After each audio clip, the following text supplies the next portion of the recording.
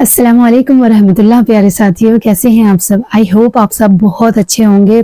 آج کی miracle story آپ سب کے ساتھ شیئر کروں گی، لیکن سب سے پہلے آپ سب کا بہت زیادہ تھینک یو کہ جتنے بھی لوگ جنہوں نے بھی میرا ویڈیو دیکھا اینڈ دین اس کے بعد مجھے سپورٹ کیا، میری ہیلپ کی، اینڈ دین آپ لوگوں نے بہت ہی اچھے کامنٹس کیے.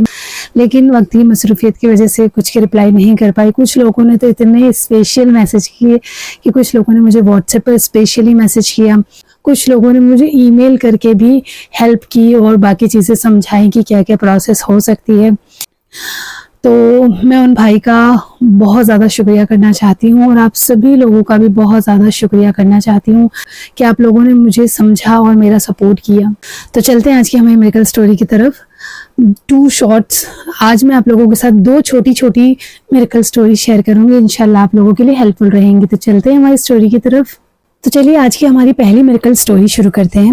اس سٹوری میں سسٹر نے شیئر کیا ہے کہ سورہ بقرہ کی کیا پاور ہے، تہجد کی کیا پاور ہے اور استغفار کی کیا پاور ہے، کہ جب یہ تینوں چیزیں انہوں نے اپنی زندگی میں اپلائی کی تو ان کو کتنا بڑا ڈیفرنس نظر آیا.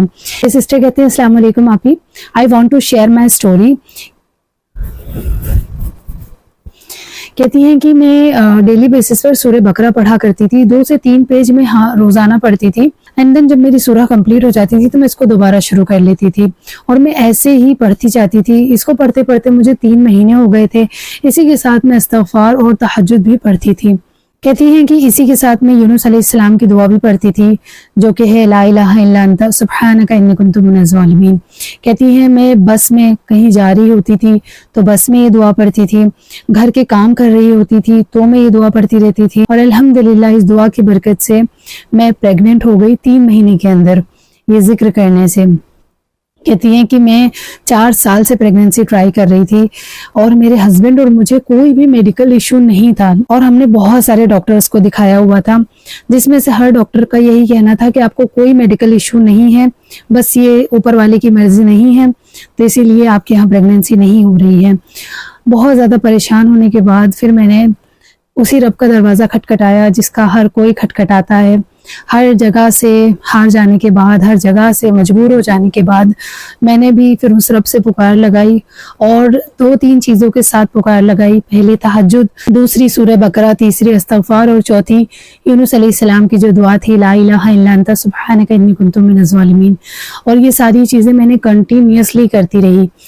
15 دن یا 1 مہینے کرنے کے بعد میں نے یہ نہیں سوچا کہ کوئی رزلٹ نہیں دکھ رہا ہے میں چھوڑ دیتی ہوں، نہیں، میں کنٹینیوسلی پڑھتی رہی، اور الحمدللہ 3 مہینے کے اندر پھر اللہ کے یہاں سے میرے لیے خوشخبری اتری، اور الحمدللہ میں نے دیکھا کہ میں پریگننٹ ہو گئی ہوں.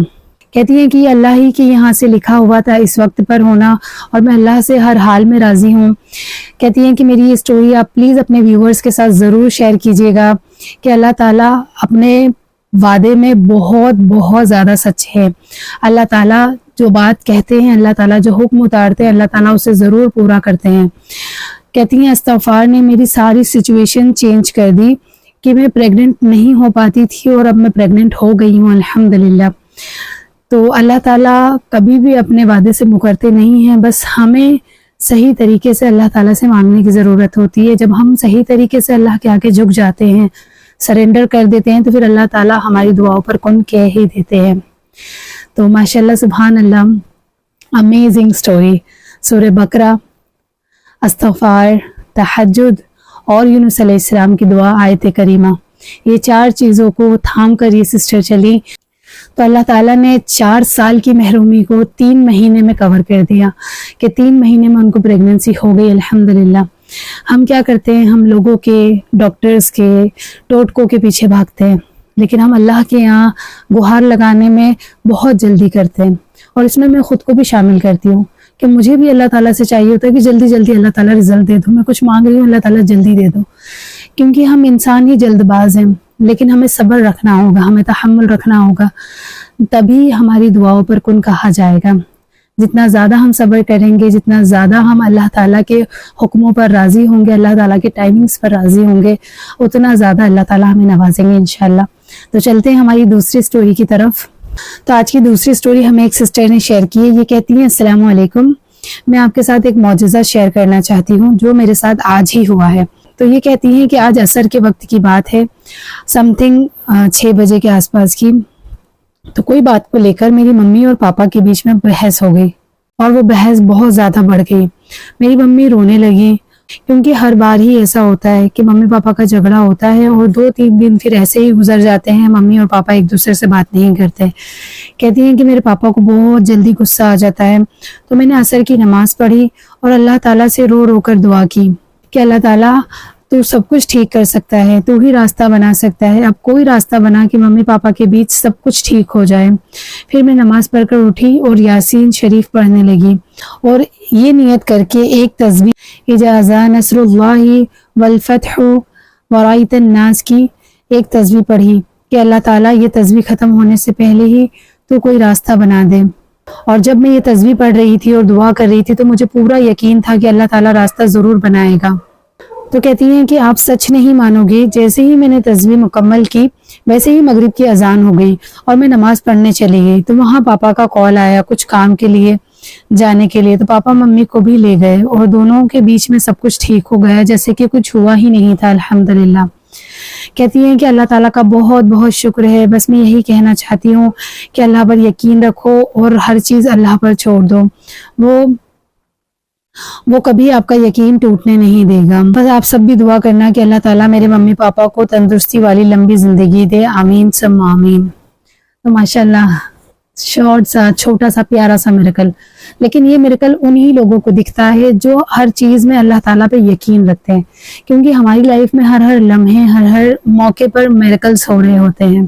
آپ کا دل ہوتا ہے کوئی چیز کھانے کا، آپ کسی سے نہیں کہتے، اللہ تعالیٰ کسی نہ کسی کے ذریعے آپ تک وہ چیز پہنچا دیتے ہیں، یا تو آپ کے پڑوسیاں وہ بن جاتی ہے، وہ تھوڑا سا دینے آ جاتے ہیں، آپ کے گھر میں سے کسی کا دل ہوتا ہے تو وہ لے کر آ جاتا ہے۔ یہ معجزے نہیں ہیں تو کیا ہے؟ ایسا میرے ساتھ بہت دفعہ ہوا ہے کہ کوئی چیز تھی جو مجھے چاہیے تھی، میں نے کسی سے نہیں کہی، رات ہوتے تک اللہ تعالیٰ نے وہ میرے سامنے کر دی، اور میں پھر اس چیز کو دیکھ کر یہی حیرت کرتی تھی کہ اللہ تعالیٰ کیسے؟ اللہ تعالیٰ میں نے تو مانگا بھی نہیں تب بھی آپ نے دے دیا۔ تو جو چیز جس رب سے ہم نے مانگا نہیں وہ ہمیں اتنا زیادہ دے سکتا ہے، تو جب ہم اس سے مانگیں گے تو وہ کتنا دے گا؟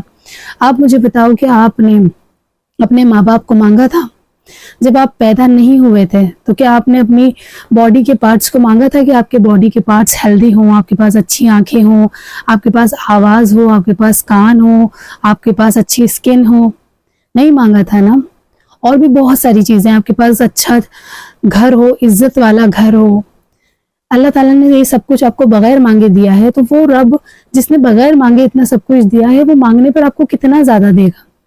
تو اس ذات پر یقین رکھیے، دعاؤں کو بہت شدت سے مانگیے، دعاؤں میں بالکل ڈٹ جائیے، انشاءاللہ وہ آپ کی دعائیں ضرور سنے گا۔ اور اگر آپ یہ ویڈیو دیکھ رہے ہیں تو اس نے آپ کی دعائیں ضرور قبول کرنی ہے، تبھی آپ کو یہ ویڈیو اس نے آپ تک پہنچائی ہے۔ تو اللہ تعالیٰ سے دعا کرتے رہیے اور ہمیں بھی اپنی دعاؤں میں ضرور یاد رکھیے۔